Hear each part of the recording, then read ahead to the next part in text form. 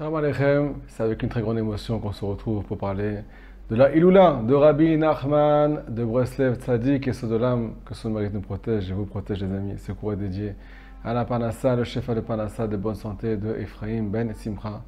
Pouvez-vous aussi dédier un cours? Alors on parle aujourd'hui de ce qu'on appelle Rabbi Nachman. Rabbi Nachman, on entend tellement parler de toi.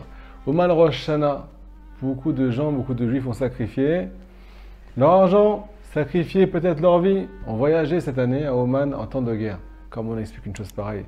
Pourquoi les gens sont amoureux de ce tzaddik alors qu'ils ne connaissent pas, qu'ils le connaissent, alors que ça fait tellement de bruit et ça fait tellement de controverses.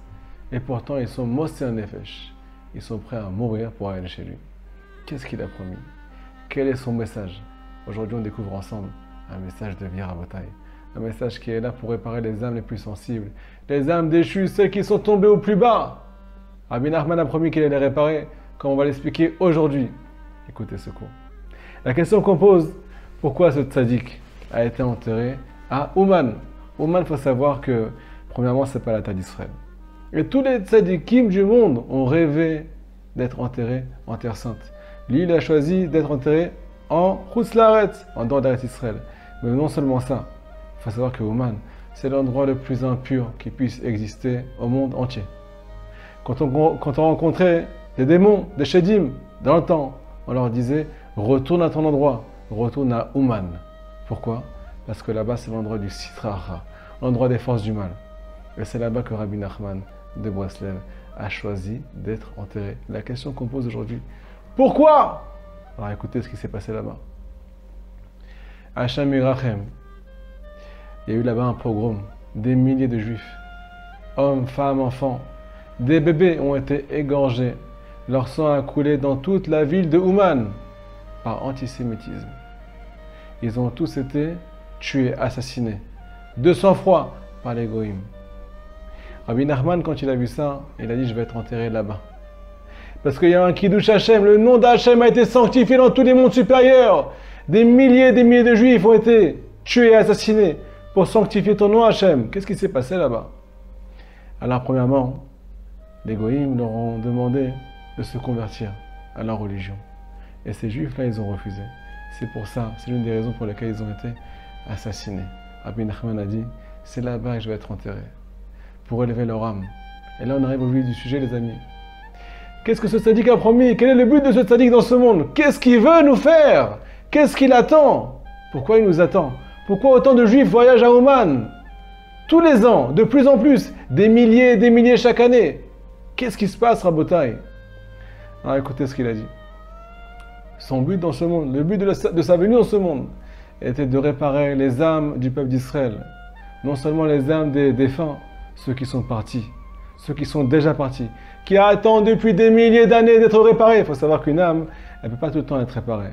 Même si elle a une jolie vie, elle a fait plein d'efforts, ce n'est pas pour autant qu'elle va forcément arriver à sa réparation complète. Il y a marqué dans le Zohar, il y a marqué dans le Gaon Mivilna, il y a marqué dans tous les livres que le tzaddik est là pour réparer toutes les âmes qui n'ont pas fini leur réparation.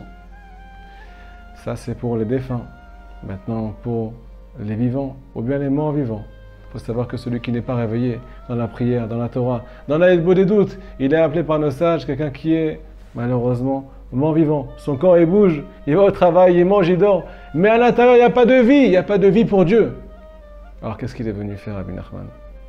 Il est venu réparer ces âmes-là, leur donner une réparation dans ce monde, pendant qu'ils sont encore vivants, les réveiller à la tfila, les réveiller à la Torah, les réveiller à la tchouva, les réveiller à la Hitbodedut au mikvé et à tout ce que vous avez déjà entendu sur le principe de la joie, qui est le principe de la vie dans le judaïsme. Il a promis ce qu'on appelle le fait de donner des vêtements aux âmes qui allaient monter après leur vie devant le Boré Olam, devant le Maître du monde. On dirait Rabbi Nachman dans Sichot Haran, quelque chose de magnifique, quelque chose d'extraordinaire. Hachem Ishmor, une âme qui arrive devant Dieu et qui est nue. Elle n'a pas de vêtements. Elle est nue parce qu'elle n'a pas fait assez de mitzvot dans sa vie. Il faut savoir que notre âme, dans ce monde, elle est habillée par un corps. Et là-haut, elle sera habillée par la Torah qu'on a étudiée, et par les mitzvot qu'on a fait, et par la prière qu'on a adressée à Dieu. Si on n'en a pas assez, alors, chas v'shalom, on ne sera pas habillé là-bas, on aura une honte. Pas possible, une honte éternelle. Parce que là-bas, c'est le monde de l'éternité. Me dit le tzaddik Akadosh, celui qui n'a pas assez de vêtements qui vient me voir. Et même dans le monde futur, là on ne peut plus avancer, là on ne peut plus faire de Torah et mitzvot. Je vais lui donner des vêtements. Je vais l'habiller là-bas. Je vais lui donner des tikkunim. Je vais l'aider à avancer. Et dans ce monde-là, si jamais il vient pour avoir une réparation sur mon tombeau, il fallait 10 psaumes, les 10 Tehilim, mettre une pièce de Sedaka, les Elon Nishmat pour l'élévation de mon âme. Je me déplacerai de long et en large pour le réparer, pour lui donner ce qu'on appelle le tikkun de sa neshama. Donc, qu'est-ce qu'on a gagné, Rabotai? On a gagné ce qu'on appelle rentrer dans le jardin, comme il y a marqué dans l'Ikutei Moharan. Le tzaddik s'appelle dans le Zohar Kadosh le Baal Hasadeh, celui qui est responsable du jardin, le jardinier. Ça paraît folklore, ça paraît un peu marrant, mais le Zohar nous dit que le tzaddik c'est un jardinier. Il vient s'occuper des belles plantes, des beaux arbres, qui font référence dans le Likutei Moharan aux âmes du peuple d'Israël.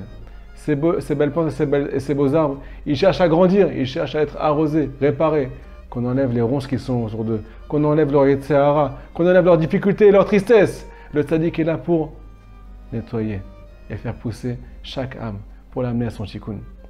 Mais il faut savoir qu'il y a beaucoup d'âmes qui, chas v'shalom, à cause de leurs actes, sont sorties du champ, sont sorties du jardin. Elles ont été expulsées de là-bas. Qu'est-ce que le tzaddik vient faire? Il vient les ramener à leur place.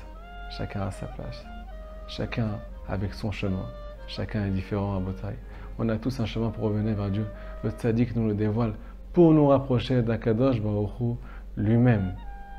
Alors qu'est-ce qu'on attend pour aller là-bas? Qu'est-ce qu'on attend pour aller faire cette réparation? C'est pour ça qu'il y a beaucoup de juifs qui ont voyagé en temps de guerre. Ils ont eu plus peur pour leur âme, leur vie spirituelle, que pour leur corps, leur vie matérielle. C'est pas beau tout ça? Ça aussi c'est un kiddush Hashem, c'est sanctifier le nom de Dieu. Voyager pour avoir une réparation, quitte à se mettre en danger. Tout cela pour l'honneur d'Hachem. Chazak ou Baruch.